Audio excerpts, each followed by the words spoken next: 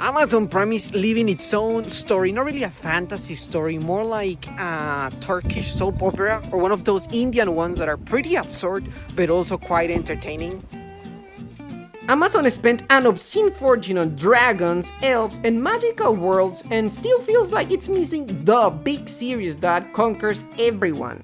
The kind of cultural phenomenon that has half of the planet telling their friends who swear they never watch TV stuff like, "You have to watch this new TV show, it's freaking amazing, it's gonna change your life. Remember when you tried to print something and the printing worked in the first try?" Something like that. Well, Amazon is a little worried because this thing was supposed to be a guaranteed hit, the new Game of Thrones. But well, let's just say that it wasn't. Add to that the fact that most people don't even know it has a new season and all of that. That's where Fourth Wing comes in, Rebecca Yarros' saga that Prime Video is adapting and that some outlets like Screen Rant are already presenting outright as the production that could redeem the misstep of the Rings of Power and finally become the fantasy franchise Amazon has been chasing for years. The Rings of Power is literally the most expensive series in history. Just the first season cost around $465 million, and if you add that the purchase of Tolkien's rights plus production, the total investment shoots up to roughly $715 million. For Amazon, there was no doubt that everyone would kneel before this series. It's the Lord of the Rings after all. And yet, not everything went according to plan. On top of that, another major fantasy bet from the company, The Wheel of Time, was cancelled after 3 seasons due to the deadly combo of high cost and declining viewership, despite fairly positive reviews and an intense fan campaign to save it. But also a lot of people didn't really like it that much. Amazon liked to pretend it had endless financial resources, but then remember it hadn't paid the rent and hadn't cancelled that subscription it was planning to get rid of at the end of the month. No me lleva la recontro. And now it needs a saga that not only makes noise at launch but holds up, sells merch, games, special editions and subscriptions, and that ideally comes out a bit cheaper relative to the impact it generates. The phenomenon of Fourth Wing, romance, dragons, and fights online. Fourth Wing is the first book in the Empyrean series and tells the story of Violent Sorrengail, a 20-year-old woman forced by her mother to enter the brutal Basgiath War College to become a dragon rider. The book mixes military academy vibes, political conspiracies, deadly trials, and an enemies to lovers romance with Satan Ryerson, who's kind of a global crush right now. Everybody's into it. In sales terms, the phenomenon is absurd. When girls get obsessed with something, we all know the screaming goes beyond the decibel range perceptible to human ears. The Empyrean saga, that is Fourth Wing and its sequels, had sold over 12 million copies in less than 2 years by January 2025, one of the fastest expansion in recent fantasy.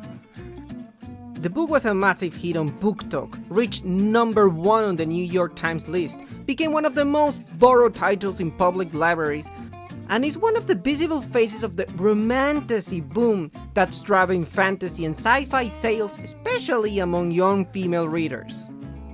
But if there's one thing young women like, it will receive a lot of hate from other corners. Just like K-pop and, Taylor Swift, Fourth Wing is also a book that deeply divides people.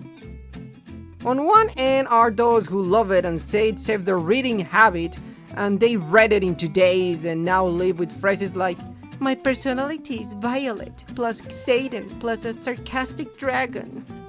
On the other end, there are reviews that describe it as a failure of contemporary literature, criticizing the cliches, the flat characters, and unsophisticated prose style.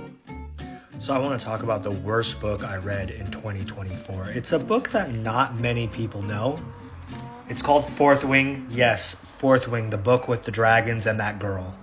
Recurring criticisms point out that although the book is addictive, the writing is simple, repetitive, and constantly breaks the show don't tell rule, to the point where some readers feel they're moving forward almost by inertia, as if this was a very easy to swallow baby food. Others complain about holes in the world building, internal inconsistencies, and the feeling that with more careful editing, the text could have been much more solid. There's also intense debate around the representation of Violet's disability and around the overall tone of the story. For many people, it's designed more as a getaway into romantic fantasy for readers coming from, contemporary romance than as hard fantasy for those who've been reading Dragonstop for 20 years. And well, of course, that difference in expectations explains a good part of the chaos. In romantasy communities, it's celebrated as an emotional gem, while in more classic fantasy forums, it's common to see it torn apart in reviews and videos with titles like "This is the worst book of the year." Even within the fandom, there's drama. Limited editions with sprayed edges and misprints spark controversy over printing errors and the feeling that the publishers were squeezing fans' FOMO with Flow Deluxe runs. About this book, you can hear almost anything. That is the best thing that has ever happened to fantasy in our modern times, or the worst piece of trash that will forever unbalance the genre. Either way, you've read it and already have an opinion, or if you haven't, we can basically predict whether you'll hate it or love it based on whether you're looking for an intense romance or a solid fantasy novel. If it's the former, good for you. If it's the latter, maybe look the other way. But where the hell does this book come from? First of all, Rebecca Yarros didn't come out of nowhere, nor did she emerge from some viral TikTok writing workshop. Fourth Wing comes from an author who had been publishing for over a decade, primarily contemporary romance and also military romance. Yarros is American, married to an active duty service member, and the mother of 6 children. For years, she wrote amid constant moves, military bases, and a life far removed from literary glamour. Her career was solid but not explosive. She had loyal readers, awards within the romance genre, and a recognizable name in her niche, but nothing that hinted a massive cultural phenomenon. Fourth Wing began to take shape when Yarros decided to step partially outside her comfort zone and write fantasy, without abandoning the kind of story she knows how to tell. Intense emotions, strong romantic bonds, and characters shaped by sacrifice. She has said that the idea grew out of her fascination with dragons and military academies, combined with her personal experience living within a real martial structure. Basgi at War College is not a hyper-complex tactical fantasy, but an exaggerated, brutal, and emotional version of a hierarchical system where survival depends on obedience, competition, and hardening yourself quickly. The book was acquired by Red Tower Books, a relatively new imprint focused on commercial fantasy, and was published in 2023 without a massive traditional marketing campaign. The real turning point came afterwards. Readers began recommending it organically on BookTok, highlighting the emotional intensity, the enemies to lovers romance, and above all the Xaden Ryerson as the new collective romantic obsession. And from there, growth was exponential. Fourth Wing spent weeks on bestseller lists, reached #1 on the New York Times, and even began selling out physically in bookstores, something that doesn't happen very often anymore. So let's dig in. There's so many moving pieces here. It's got a little bit of Hunger Games, a little bit of Game of Thrones, maybe some How to Train Your Dragon for good measure. How and when did you come up with this series? So when I knew my publisher was going to do a romantic fantasy line, I got really excited and I submitted 5 ideas. And so she went through those and kind of looked where there was a hole in the market, where there weren't anything, and she said, we're gonna go with the dragons. And it was pitch number 3. So I had this moment of like, dragons, are you sure? Are you sure? And I fell in love as I was pitching it and coming up with the idea with like a fated mates trope, but it was between the dragons and not the humans. Because can you imagine being stuck with someone you can't stand because your dragons are mated, as opposed to like, a like you're fated together. You put such a new spin on the forced proximity trope. I mean, the idea that they can't be away far enough because their dragons have to bang every now and I then know. is pristine. I know. No notes. And then he just gets grumpy. And then you're stuck with already like curmudgeon Taryn, and now he's like frustrated curmudgeon Taryn. Frustrated, horny. I know. And they're like, no, we gotta go. So it was kind of fun. Impeccable. I actually think it's interesting the way she talks about how this book came to be. I mean, this wasn't a book the idea came in and she just had to write. No. The editorial opened a line for romantic fantasy, and they said like she wanted to propose different ideas. She didn't write the book. She pitched ideas she had in the drawer, and they said let's go with the dragon because it's the one that there's not really an offer in the market for it that much. It's quite like industrial product kind of development, no? It removes a lot of the artsy creativity aspect of writing a book, feels to me. I don't know if that adds to the book, if it takes from I don't know. But I just listening how they talk about how one of the original spins of the book is that the dragons are the ones that are destined to be together, and that the dragon riders have to be together just so their dragons have to bang, and that's so original. Listening to that just makes me say, yeah, I'm not gonna enjoy this novel. It's good I stopped reading it because I was not liking it already, but now I can say I would not really like this book. And it's just, as they mentioned in the beginning, an agglomeration, a mixture of just all ideas that have worked before, like Game of Thrones, Harry Potter, The Hunger Games. I don't know, Divergent is there, How to Train Your Dragon. It's just like, and the original spin is that the dragons bang. I'm like, yeah, I'm out. But why does this saga work for Amazon Prime right now? The Fourth Wing adaptation for Prime Video is being developed by Amazon MGM Studios, together with Outlier Society, Michael B. Jordan's production company. And the deal includes all the books in the Empyrean series. Rebecca Yarros is involved as an executive producer, and the project has Meredith Averill as showrunner, with experience in fantasy series like Lock and Key. And well, Amazon idea is quite clear. They don't want a one-off experiment, they want a multi-year franchise.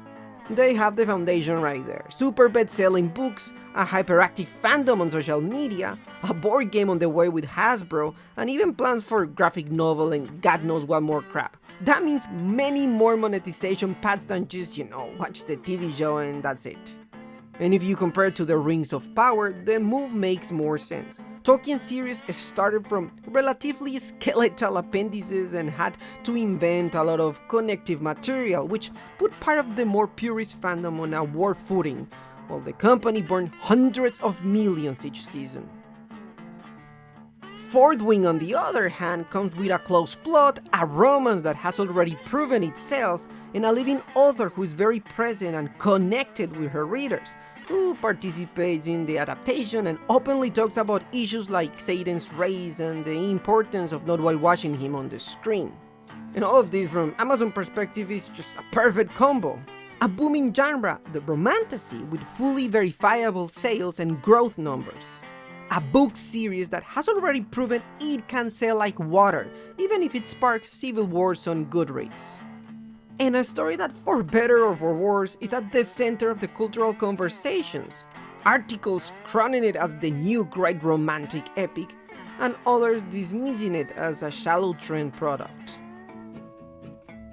But I wonder how things are gonna be when, people say there's a certain kind of fatigue of fantasy in TV, despite the fact that there's like new CGI and new technologies. It's not so easy for fantasy to be on TV nowadays. If you look at the recent landscape, you see something that could be considered not that good. I mean, we have House of the Dragon, which a lot of people would say it is an HBO success, with nearly 10 million viewers on the day of its season 1 premiere in the US, and around 25 million in its first week, plus a lot of awards and very solid reviews.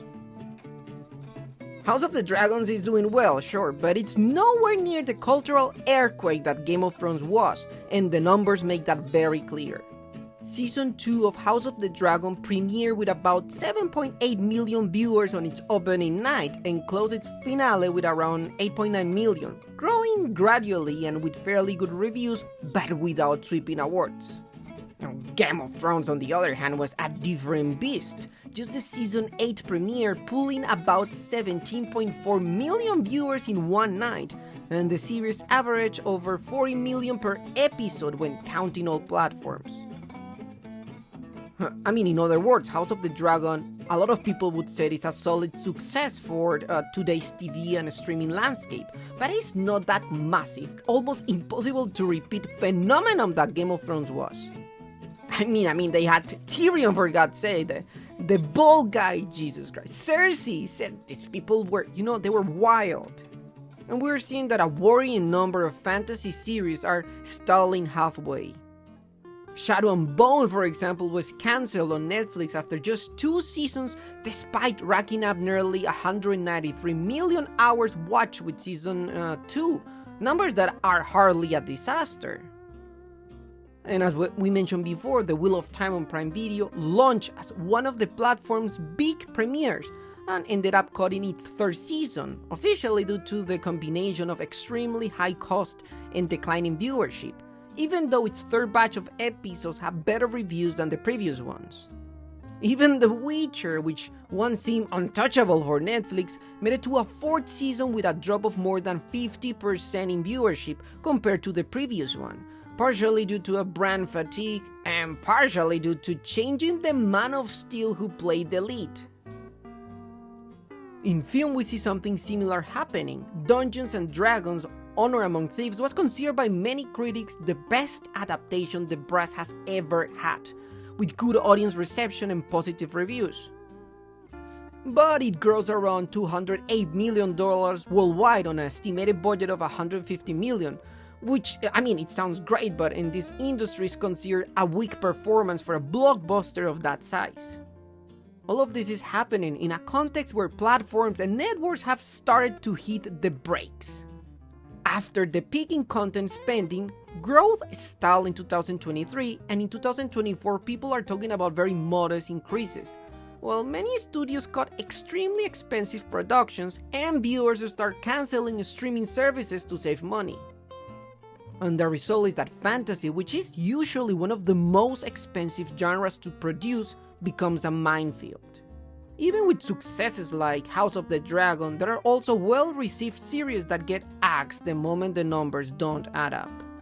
In that sense of one wrong step and you're cancelled is likely pushing studios to look only for stories with an already insane built-in fandom, something huge like Fourth Wing, to minimize risks when adapting new books.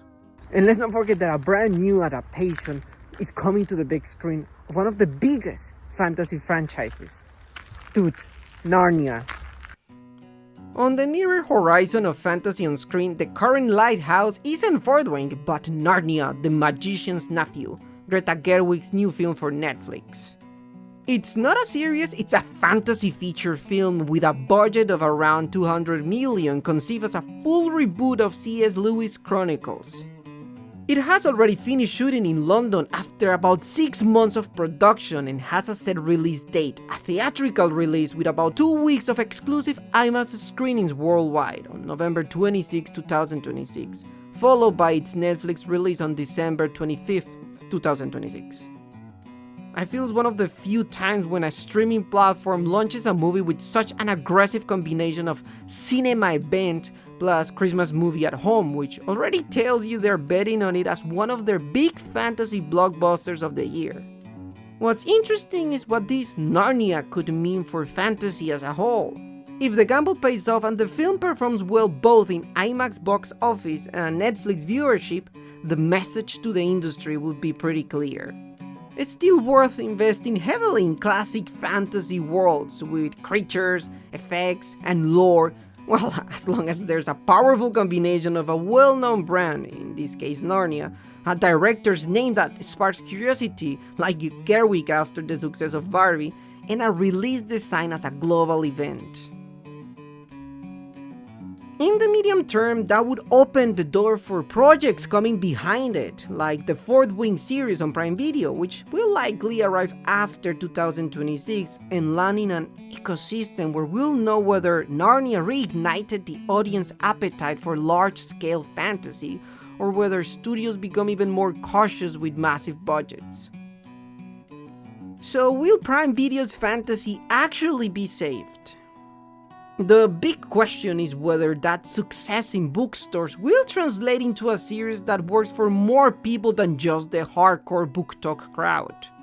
If the adaptation respects the intense dramatic tone that romantasy readers love, but at the same time polishes some of the weaker points that get criticized the most, like the thin world building, the simple dialogue, the not so complex characters, Amazon could finally have a series that combines mass audience appeal, the hyperactive fandom, and a better cost-to-benefit ratio than its previous bets. If, on the other hand, the series inherits the worst of both worlds, an enormous budget, controversial changes, and an uneven script, it could become yet another symbol of the era when platforms bought massive IPs, thinking hype alone would solve everything. A lot of people argue that still this saga has a lot of haters. It has both love and hate. But still many other people say that even the haters will watch the TV show just for curiosity, just to check how is it gonna be, just to see the plane on flames. I don't know, out of pure curiosity. But what do you think? Do you think this TV show will save Amazon Prime's fantasy? Do you think it's gonna have the impact the streaming services is hoping for? We'll have to wait and we'll have to see for the Fourth Wing TV show.